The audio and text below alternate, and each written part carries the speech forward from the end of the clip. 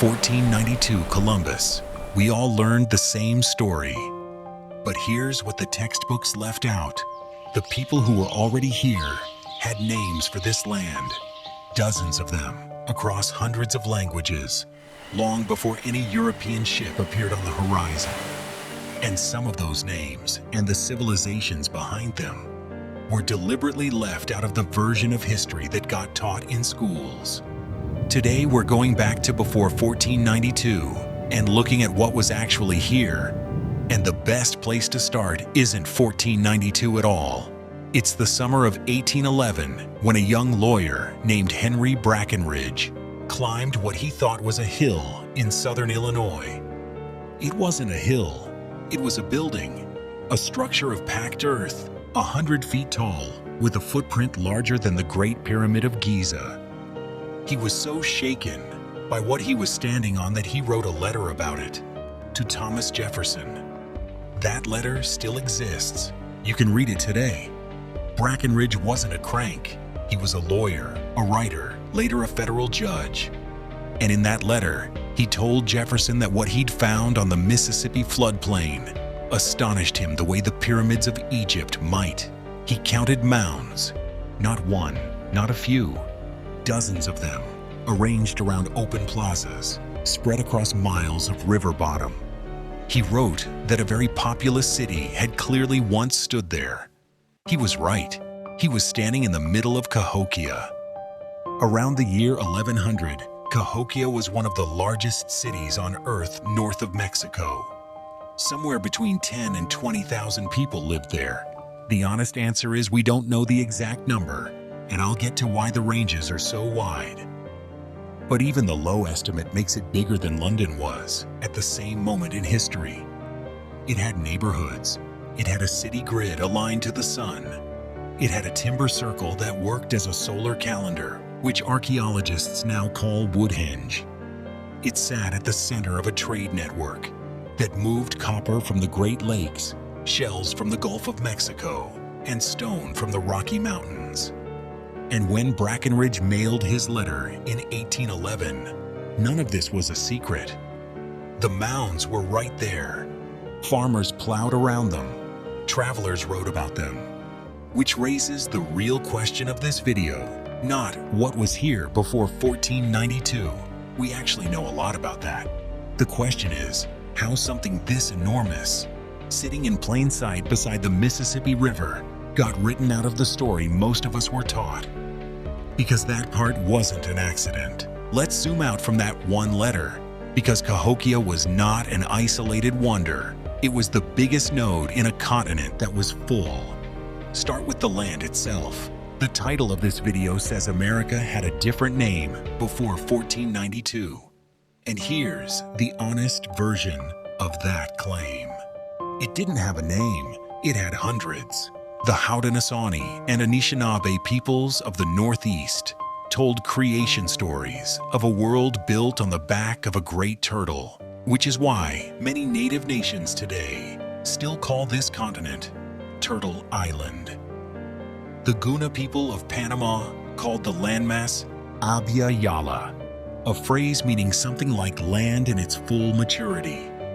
And nearly every nation had its own name for its own country, in its own language, hundreds of languages, most of which Europeans never bothered to record. The continent wasn't unnamed before Columbus. It was named many times over by the people who mapped it, farmed it, and fought over it for thousands of years. Now the scale. How many people were actually here in 1491? I spent a long time going through the estimates for this section, and I want to be upfront. This is one of the most contested numbers in all of history.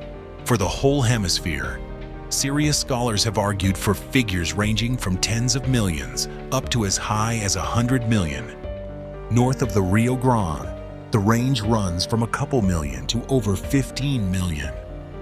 The reason nobody can pin it down is grim, and it's coming later in this video. But even the cautious middle of those estimates describes a hemisphere holding more people than Europe at the time, and they weren't scattered bands wandering an empty wilderness. In the southwest, the Hohokam engineered hundreds of miles of irrigation canals through the Arizona desert, some of which modern Phoenix canals literally trace today. In the Amazon, researchers keep finding terra preta, a dark, human-made soil that covers areas the size of small countries, evidence of dense farming societies in a jungle we were told could never support them. In the eastern woodlands, people had been domesticating their own crops, sunflower, squash, goosefoot, for thousands of years, before corn even arrived from Mexico. And along the Mississippi, there was Cahokia, a city that rose fast, around 1050 AD, so fast that some archaeologists describe its founding as a Big Bang, as if people from across the region deliberately converged to build something new.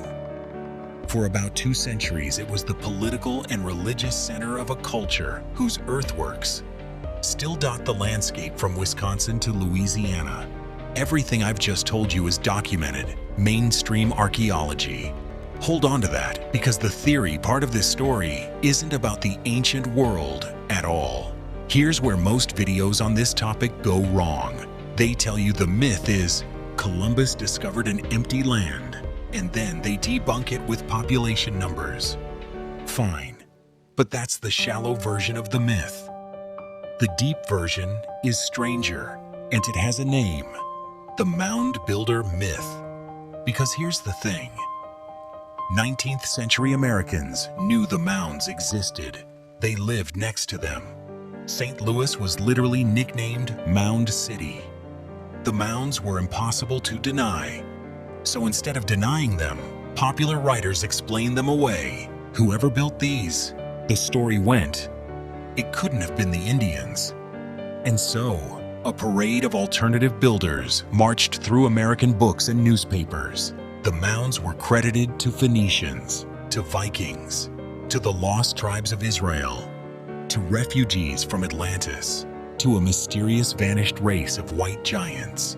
In 1833, a writer named Josiah Priest published a book pushing versions of these ideas, and it reportedly sold over 20,000 copies in 30 months. A genuine bestseller in a country of 13 million people. This wasn't fringe. This was the mainstream story. Notice what the myth accomplishes. If a noble lost race built the mounds, then someone must have destroyed that race. And the obvious suspects were the savage Indians living there now, which meant the native peoples of America weren't the continent's ancient inhabitants at all. They were latecomers, invaders, squatters, on someone else's ruins. Now look at the date on Josiah Priest's bestseller again, 1833.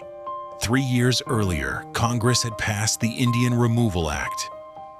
Through the 1830s, the United States was forcibly marching tens of thousands of people, Cherokee, Choctaw, Muskogee, Chickasaw, Seminole, off their lands and west across the Mississippi. Thousands died on the way. And while that was happening, the bookshelves of America were filled with a story explaining that these people had never really belonged here anyway. I want to be careful here, because this is the fact versus theory line the channel cares about. Am I claiming there was a smoke-filled room where someone said, invent a lost race so we can take the land? No. There's no document like that, and I'm not going to pretend there is. What the record actually shows is worse in a quieter way. A convenient story that faced almost no resistance, because millions of people benefited from believing it. The erasure didn't need a conspiracy. It had an audience. But here's what makes this genuinely uncomfortable. The truth was available the entire time. Go back to Thomas Jefferson, the man who received Brackenridge's letter. Decades earlier, in the 1780s, Jefferson had personally excavated a burial mound on his own land in Virginia. He dug through it, layer by layer, examined the bones, and published his conclusion. The mound was the work of the ancestors of the Native Americans living in the region. Some historians call it the first scientific excavation in American history. So by 1811, the sitting record already contained a president of the United States who had dug into the question with his own hands and gotten the answer right. It didn't matter. The lost race story was more useful, so the lost race story won for another 80 years. It wasn't formally put to rest until 1894, when a Smithsonian researcher named Cyrus Thomas published a report of over 700 pages, the result of a survey of thousands of mound sites across the eastern United States. His conclusion was blunt: there was no vanished race. The mounds were built by the ancestors of living Native American peoples. That report is considered the death blow to the mound builder myth in professional archaeology. But before we get to what happened after 1894, you need to know what was happening to the mounds themselves while the debate dragged on. Because a myth that says the current inhabitants didn't build this is also a myth that says no one alive has a claim to it. St. Louis flattened its mounds one by one.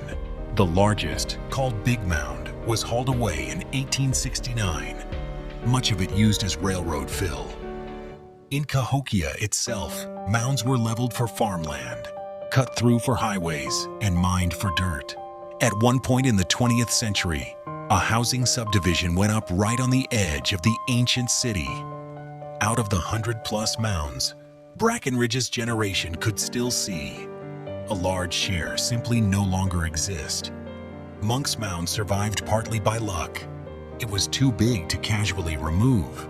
And the population question I flagged earlier, the reason those estimates swing so wildly is that when the Spanish expedition of Hernando de Soto cut through the southeast in 1539, his chroniclers described a river valley crowded with towns. When French explorers came down the same river about 130 years later, they found much of it quiet.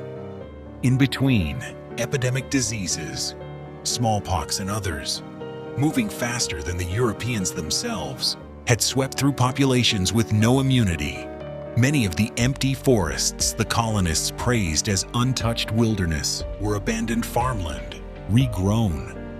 The pristine continent was, in many places, a graveyard that had healed over. So when later Americans looked around and saw few people and great ruins, the lost race myth felt intuitive.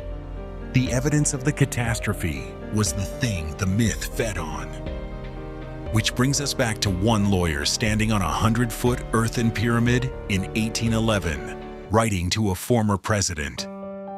Brackenridge published his observations. He argued in print that a great and populous city had stood at Cahokia and that its builders were the ancestors of the Indians. Almost nobody wanted to hear it. He later complained that his account attracted little notice. Think about what that means. The correct answer to who was here first was written down, mailed, published, and publicly available at least 80 years before the institutions of American science officially accepted it. And closer to 150 years before it started appearing in school books in any serious way. Cahokia is a UNESCO World Heritage Site now. There are only about 24 of those in the United States, and it's the only one dedicated to a pre-Columbian city north of Mexico. And still, surveys keep finding that most Americans, including plenty who live within an hour's drive of it, have never heard the name. The erasure worked so well that undoing it officially with plaques and park rangers still hasn't fully undone it. That's the pattern this channel keeps running into, and it's why I find this story more unsettling than any conspiracy version of it. Nobody had to burn the evidence. The letter survived. The mounds, some of them, survived. The Smithsonian report survived. Erasing a civilization from memory turned out not to require destroying the record. It only required teaching around it. So before 1492, this land had names: Turtle Island, abyayala, hundreds more in hundreds of languages. most of them never written down by the people who renamed everything. Under a state park in Illinois sits the core of a city that once outpopulated London, and under the streets and rail beds of the Midwest sits whatever was in the mounds we hauled away before anyone thought to look. Cyrus Thomas needed 700 pages to prove who built the mounds. Brackenridge needed one letter. Jefferson arguably needed one afternoon with a shovel. The answer was never actually lost. Which leaves the question I can't close. If a 100-foot pyramid beside a major American river could sit in plain sight for 2 centuries while the country talked itself out of knowing what it was, what are we driving past right now and calling a hill?